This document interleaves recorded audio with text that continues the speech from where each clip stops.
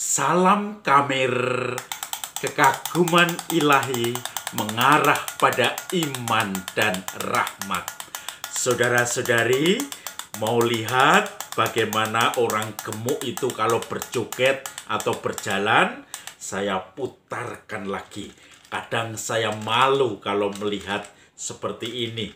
Dan orang gendut kalau jalan itu lucu ya, seperti goyangnya mau gempa semua. 1, 2, 3.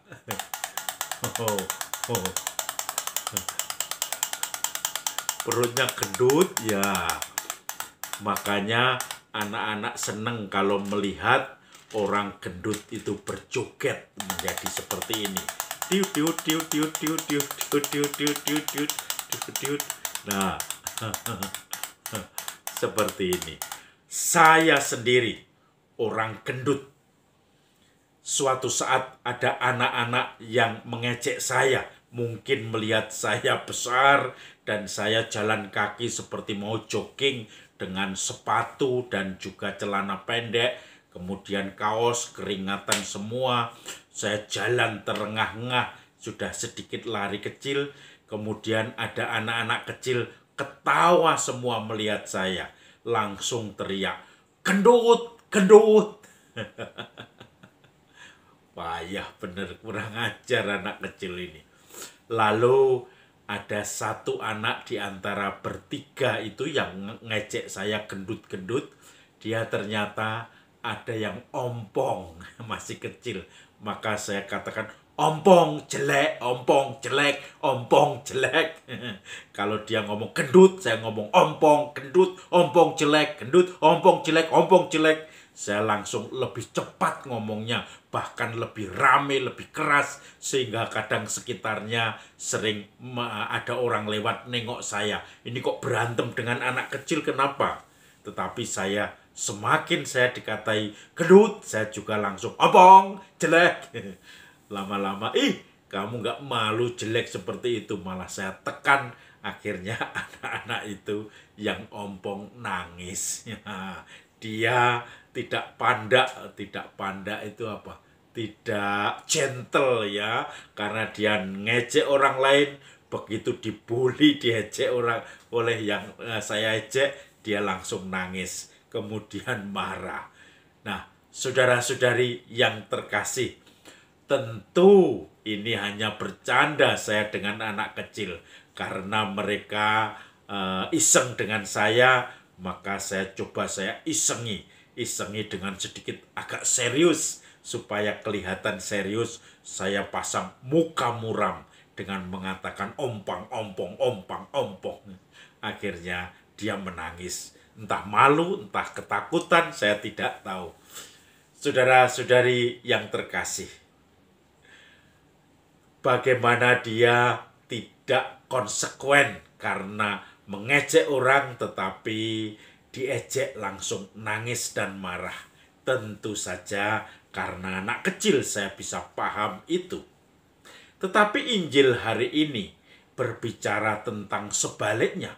Orang yang sukanya mau diampuni, dipahami, tetapi tidak mau mengampuni, tidak mau memahami orang lain. Petrus suatu saat bertanya kepada Yesus, "Guru, berapa kali saya harus mengampuni? Apakah 7 kali?" Lalu Yesus menjawab, "Bukan 7 kali, tetapi 70 kali 7 kali. Sebab kerajaan Allah itu seumpama ada seorang yang berhutang kepada tuannya sekitar 10.000 talenta, berarti uang yang jumlahnya banyak sekali. Kemudian karena tidak bisa mengembalikan, maka akan diajukan ke pengadilan. Tetapi orang yang berhutang itu langsung menangis. Dia bersimpuh di hadapan Tuhan itu, "Tuhan, tolong, saya akan berusaha membayar. Jangan saya dihukum, dilaporkan." Kemudian Tuhan itu berbelas kasihan dan dia mulai memikirkan untuk memaafkan orang itu, dan akhirnya memang utangnya dilunaskan. Tetapi orang yang berhutang 10.000 talenta yang banyak sekali tadi, dia keluar dari ruangan tuan itu, dia berjumpa dengan orang lain sahabatnya yang berhutang hanya 100 dinar, kecil sekali. Lalu dia menggertak temannya itu.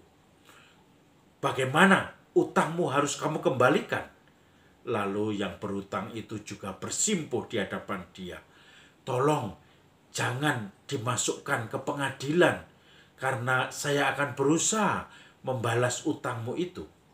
Tapi deadline-nya adalah hari ini. Kamu janji hari ini akan melunasi, bahkan setelah diundur-undur.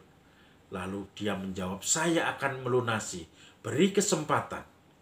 Lalu orang yang tadinya berhutang 10.000 talenta dan sudah dilunaskan oleh tuannya tadi, ternyata dia tidak melunaskan temannya yang berhutang pada dia yang hanya berhutang 100 dinar. Maka kemudian orang itu menyerahkan temannya ke pengadilan. Lalu kawan-kawannya menjadi sedih. Maka kawan-kawannya lapor pada tuan tadi. Lalu begitu tuan tadi diceritai seperti itu, dia langsung mengutuk orang itu. Bukankah aku sudah mengampuni hutangmu yang 10.000 talenta? Mengapa kamu masih menghukum, tidak mengampuni orang sahabatmu yang berhutang hanya 100 dinar? Karena itu kamu akan saya serahkan pada Al-Quju, akan serahkan pada hakim, dan hakim itu akan menyerahkan kamu kepada Al-Quju yang akan membantai kamu karena kamu tidak mengampuni padahal kamu sudah diampuni. Saudara-saudari yang terkasih, pengampunan orang yang sudah merasa diampuni, maka dia pun juga wajib mengampuni orang lain. Kalau kita konsekuen, sudah diampuni, bahkan dosa kita lebih banyak, maka kita pun harus mengampuni orang lain. Maka saudara-saudari yang terkasih, sebagai imam, saya kadang-kadang berjumpa dengan orang-orang yang ingin mengaku dosa. Dengan stola, saya mendengarkan, apalagi menjelang Paskah nanti juga ada pengakuan dosa. Di paroki saya akan dikeroyok banyak romo ke lingkungan-lingkungan.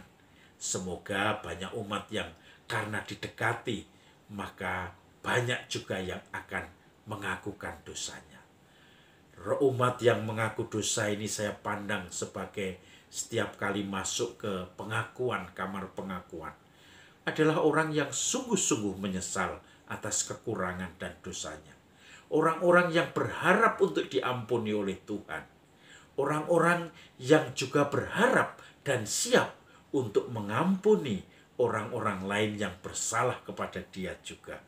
Maka ada satu optimisme kalau orang-orang datang, masuk ke kamar pengakuan, membuka pintu dan mengatakan, Romo, saya akan mengaku dosa. Ada harapan, ada kasih, ada kegembiraan di mata Tuhan. Karena orang itu sudah menemukan kekurangan dan dosa-dosanya, menyakiti hati Tuhan. Sudah menemukan cara untuk mengungkapkan penyesalannya. Dan kemudian sudah siap mohon belas kasihan Tuhan. Dan juga siap untuk mengampuni orang lain. Maka kegembiraan Tuhan yang berlimpah-limpah, kegembiraan surgawi ketika orang masuk pengakuan dan mengakukan segala kekurangannya.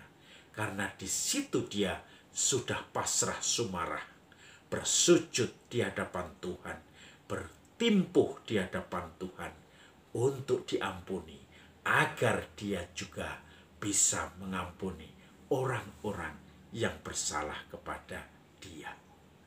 Maka mari kita coba mengampuni, tetapi tentu saja dengan suatu keyakinan bahwa kita sudah diampuni oleh Tuhan karena kekurangan dan dosa-dosa kita.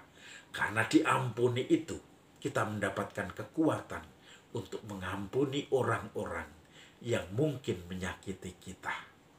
Semoga kita murah hati seperti Bapa murah hati terhadap kita. Salam Kamir, kekaguman ilahi mengarah pada iman dan rahmat.